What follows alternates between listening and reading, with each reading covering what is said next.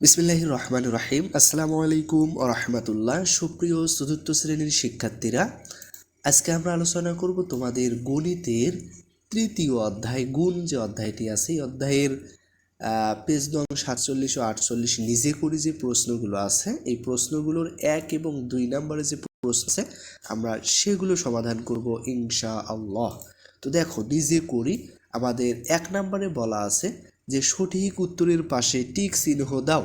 তো দেখো, একের যে 1 নম্বর প্রশ্ন সেখানে দেওয়া আছে 97,000 গুণন 100 ইকুয়াল কত হবে।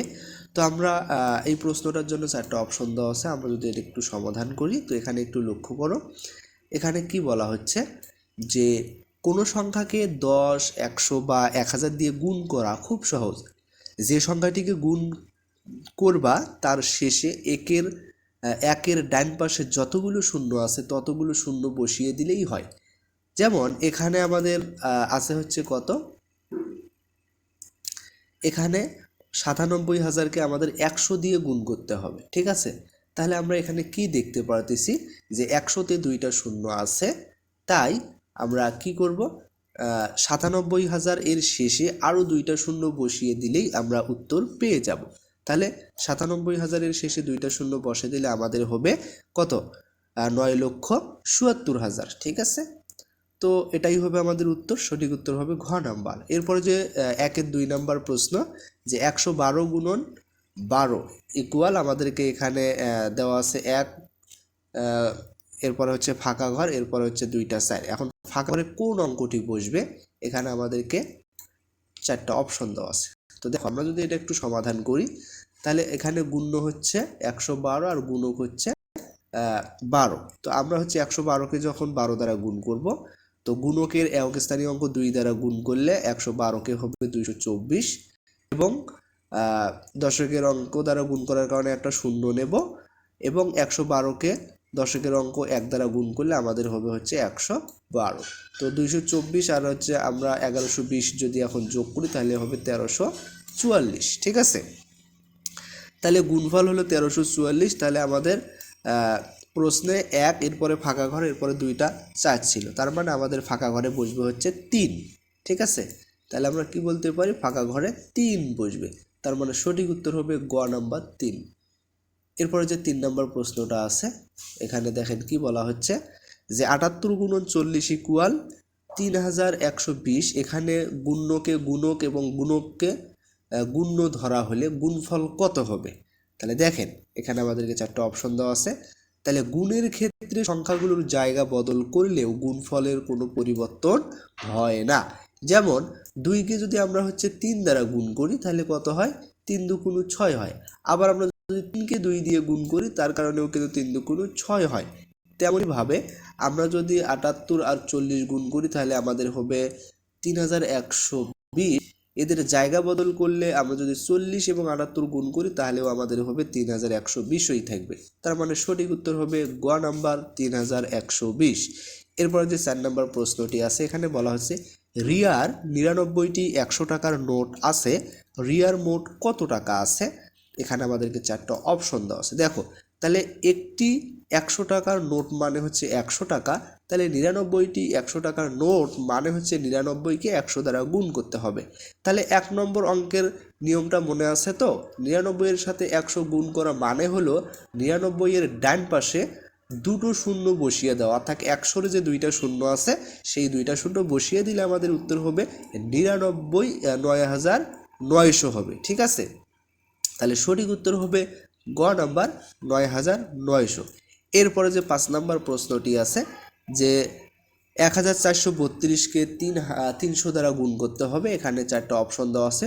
তো এই ধরনের গুণের ক্ষেত্রে আমরা একটা সহজ নিয়ম মেনে চলবো, প্রথমে শূন্যগুলো বাদ দিয়ে শুধু আসল সংখ্যাগুলো গুণ করব। তাহলে প্রথমে 1432কে যদি আমরা 3 দ্বারা গুণ করি তাহলে আমাদের হবে 4296। এবার এই গুণফলের ডান পাশে 300 এর সেই বাদ দেওয়া 2টি শূন্য বসিয়ে দেব, তাহলেই আমাদের সংখ্যাটি দাঁড়াবে 4,29,600। তার মানে সঠিক উত্তর হবে ঘ নাম্বার 4,29,600। এখন যে 2 নম্বরের প্রশ্নগুলো আছে, বলা হচ্ছে যে নিচের প্রশ্নগুলোর উত্তর দিই তাহলে 1 নম্বরে বলা আছে যে গুণফল নির্ণয়ের সূত্রটি কি। তো দেখো গুণফল নির্ণয়ের সূত্র হচ্ছে গুণফল সমান সমান আমরা জানি গুণ্য গুণন গুণক, অর্থাৎ যে সংখ্যাটিকে গুণ করি তাকে বলা হয় গুণ্য, আর যে সংখ্যাটি দিয়ে গুণ করা হয় তাকে বলা হয় হচ্ছে গুণক। ঠিক আছে, এখন এই দুটো গুণ করার পর যে উত্তরটা পাই সেটাই হলো গুণফল। যেমন 5 আর 4 গুণ করলে 4 5 20, এখানে 5 হলো গুণ্য, 4 হলো গুণক এবং 20 হলো গুণফল। ঠিক আছে, এরপরে আমাদের যে 2-এর 2 নম্বর প্রশ্ন, 5600-কে 10 দ্বারা গুণ করতে হবে। তো এখানে উত্তর হবে আমাদের হচ্ছে 56,000। তো কিভাবে হবে, এই যে 10, 100 বা 1000 দিয়ে গুণ করা খুব সহজ।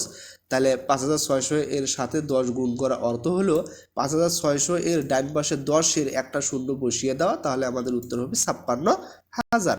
এরপরে যে 2-এর 3 নম্বর প্রশ্ন, 48 গুণন ফাঁকা ঘর ইকুয়াল 240। তাহলে উত্তর হবে ফাঁকা ঘরে আমাদের 5 বসবে। কিভাবে বসবে আমরা সেটা একটু দেখি। তো আমাদের গুণ্য হচ্ছে 48 এবং গুণফল হচ্ছে 240 আছে, কিন্তু গুণক বা ফাঁকা ঘরে আমাদের অঙ্ক নেই। ঠিক আছে, তাহলে অঙ্কের একটি মজার নিয়ম হলো গুণক বের করতে হলে গুণফলকে গুণ্য দিয়ে ভাগ করতে হয়। আমাদের যে গুণফল 240 আছে তাকে আমরা গুণক 48 দিয়ে যদি ভাগ করি তাহলে হবে 5। তাহলে তুমি চাইলে 48-এর ঘরে নামতা পড়েও তুমি বের করতে পারো। ঠিক আছে, দেখবা একই উত্তর আসবে। ঠিক আছে, তো আশা করি তোমরা অবশ্যই বুঝতে পেরেছো। 4 নম্বর যে প্রশ্নটা আছে সেটা হচ্ছে যে একটি কলমের দাম 6 টাকা হলে 2 ডজন কলমের দাম কত। তাহলে উত্তর হবে 144। কিভাবে আমরা যদি একটু দেখি, যে এই অঙ্কটা করার আগে আমাদের বের করতে হবে যে আসলে 2 ডজন কলম মানে কয়টি কলম। তো আমরা জানি যে 1 ডজন সমান হচ্ছে 12টি, তাহলে 2 ডজন সমান হবে 24টি। এখন আসল অঙ্কে আসি, যে একটি কলমের দাম 6 টাকা, সুতরাং 24টি বা 2 ডজন কলমের দাম 24 গুণন 6 ইকুয়াল হচ্ছে 144 টাকা। এরপরে যে 5 নম্বর প্রশ্ন, সেখানে বলা হচ্ছে গুণ্য এবং গুণক স্থান পরিবর্তন করলে গুণফলে কি পরিবর্তন হয়। তাহলে উত্তর কি হবে, গুণ্য এবং গুণক স্থান পরিবর্তন করলে গুণফলের কোনো পরিবর্তন হয় না। তাহলে আগের পর্বের 3 নম্বর অঙ্কটার কথা মনে আছে, সেখানে আমরা দেখেছিলাম যে 78 গুণন 40 গুণ করলে যা হয় বা উত্তর যা আসে, 40 আর 78 গুণ করলে উত্তর সেম উত্তরই আসে। যেমন 3 আর 4 গুণ করলে 12, এখন 3 আর 4 জায়গা পরিবর্তন করে 4 আর 3 গুণ করলেও 12ই থাকবে। তাই বলা যায় এদের জায়গা পরিবর্তন করলে গুণফলের কোনো পরিবর্তন বা প্রভাব পড়ে না। তো আশা করি তোমরা অবশ্যই বুঝতে পেরেছো। আমরা পরবর্তীতে বাকি প্রশ্নগুলো সমাধান করার চেষ্টা করব। তো সবাইকে ধন্যবাদ।